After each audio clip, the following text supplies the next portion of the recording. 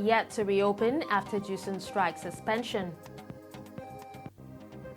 Government faces lawsuit over Mambila Power Project. African Development Bank disburses $10 million for African economic recovery. Hello and welcome to Trust News Update. I am Hussaina Usman. Nigeria's President Muhammadu Buhari says henceforth goods meant for the hinterland from the coastal areas should be transported using the railway system.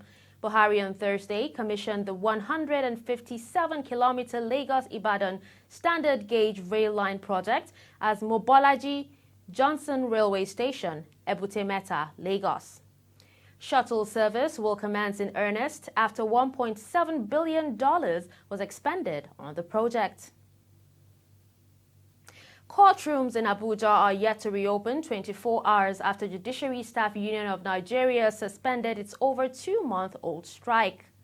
Lawyers and some other court users, while expressing hope that the courts will reopen soon, commend the union for the decision to suspend the strike. Trust TV's Aisha Salihu reports. Members of the Judiciary Staff Union of Nigeria have recently suspended an industrial action that lasted for over 2 months, following a meeting held by the National Executive Committee and the National Judicial Council. But what is not clear is whether they will be able to resolve issues that are still pending. In a bid to find out if the long-anticipated reopening of the courts will enhance the start of activities today, we discovered that the courts are still under lock and key. While trying to access some of the legal practitioners, it was disclosed that although the strike had been called off, activities will resume fully on Monday. Even when they call off the strike, they need to prepare well. Not just after the call of the strike, you just see them in the office. Maybe there are other administrative procedures and other things they need to gather before resuming work. However, some court users commended the patriotism of the union for calling off the strike, despite the ongoing deliberations and the state government's inability to meet up to their demands. There are a lot of cases that is pending, and it's affecting a lot of things. Therefore, I commend them their good gesture for calling off the strike, at least for Nigeria that feel aggrieved to also prosecute their case. The Judiciary Workers' Union ended the strike after its executives had a meeting with the National Judicial Council. Aisha Salihu, Trust TV News, Abuja. Judiciary workers in Rivers State will only receive salary next month after Judicial suspends its 2-month-old strike. It is in line with the no work, no pay policy of Governor Nyesom Wike administration.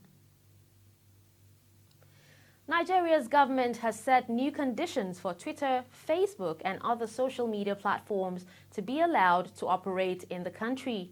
The firms must register with relevant agencies, pay taxes, and obtain licenses from National Broadcasting Commission, NBC.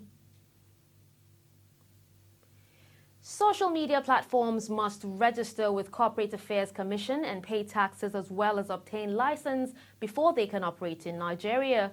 This followed suspension of Twitter by the government last week.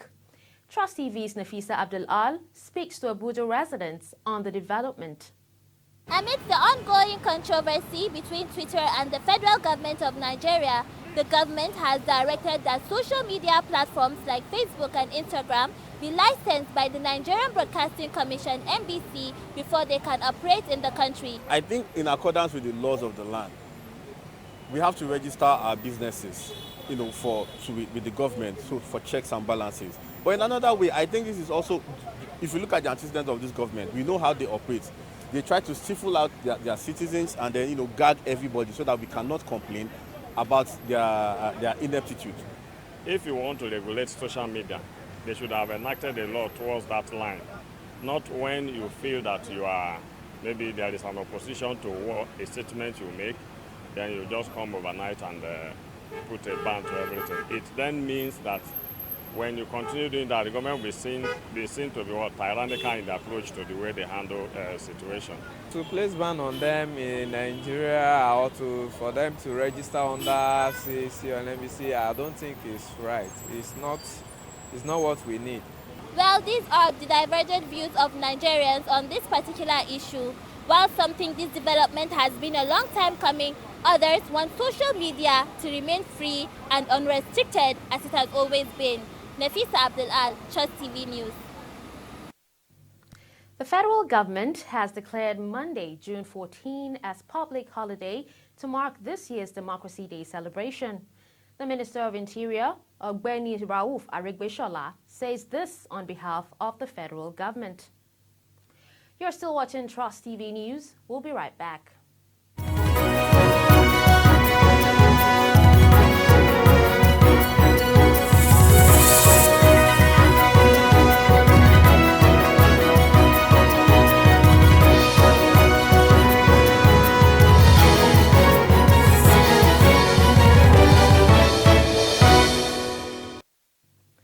Welcome back and thanks for staying with us.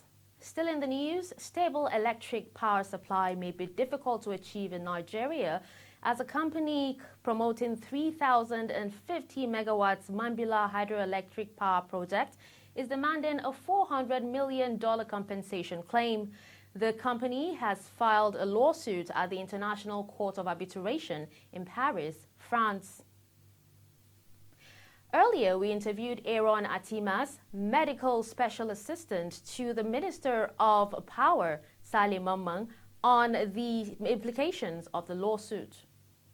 Thanks for joining us, Mr. Aaron Atimas. Now, we learned the company promoting Mambila Electric Power Project has instituted a lawsuit claiming $400 million in compensation for the breach of contract. Can you explain the circumstances that led to this and how it affects the power project? Okay, for one, there is no breach of contract as we speak. What actually they are looking for, perhaps there was a delay in the execution of the arbitration entered between the federal government and Sunrise Power Transmission and Procurement Company.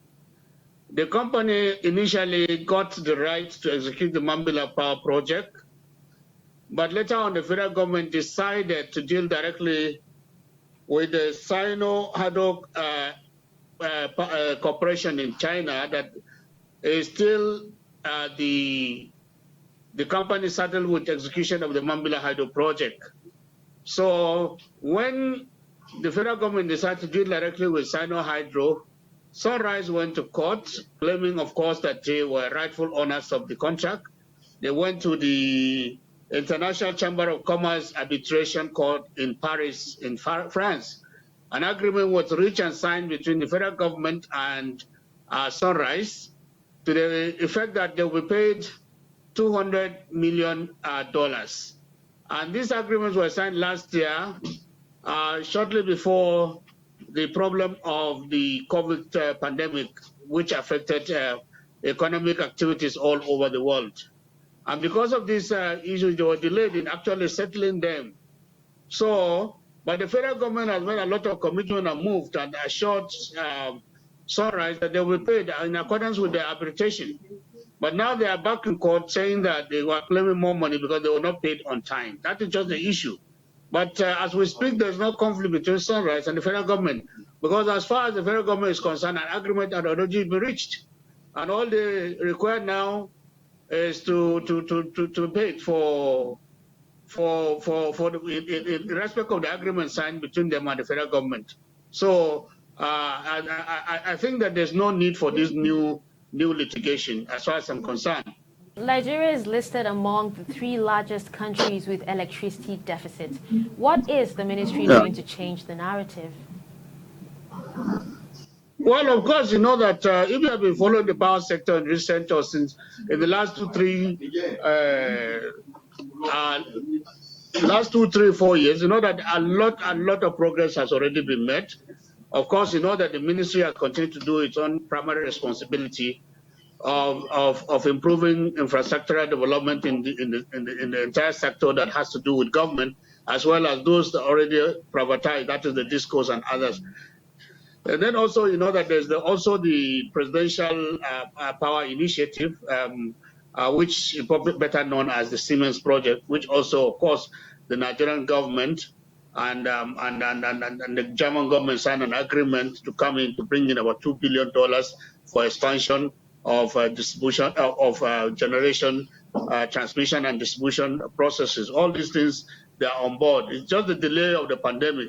Of course, there's general improvement in power generation and distribution in Nigeria as we speak, because everybody who knows, who can compare with what the situation was before now, will attest to the fact that there's enough power to be distributed all over the country. So there's a lot of improvement in both infrastructure development and also the response of government to various challenges in the power sector. So a lot of improvement is being made, surely, no doubt about this.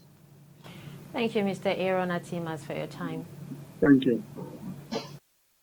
That was Aaron Atimas, Media Special Assistant to the Minister of Power, Saleh Mamman.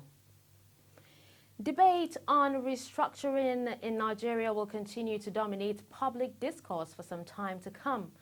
But a member of the opposition People's Democratic Party and a former political associate of President Muhammadu Buhari, Buba Galadima, differs with proponents and opponents of restructuring, saying what the country needs at this critical period is attitudinal change. The restructuring they are talking about, they are attacking it from the wrong side. Nigeria needs restructuring in the sense that there are a lot of things that are happening which are not correct. We have to straighten them up. But even if we straighten them up, that will not be the solution to Nigeria's problem until you and me change our attitude.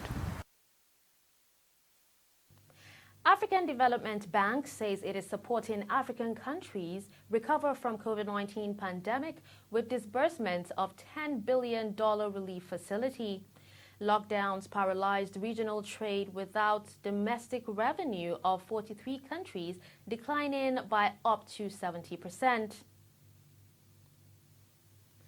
That's it for our news update. I am Husseina Usman. Thanks for watching.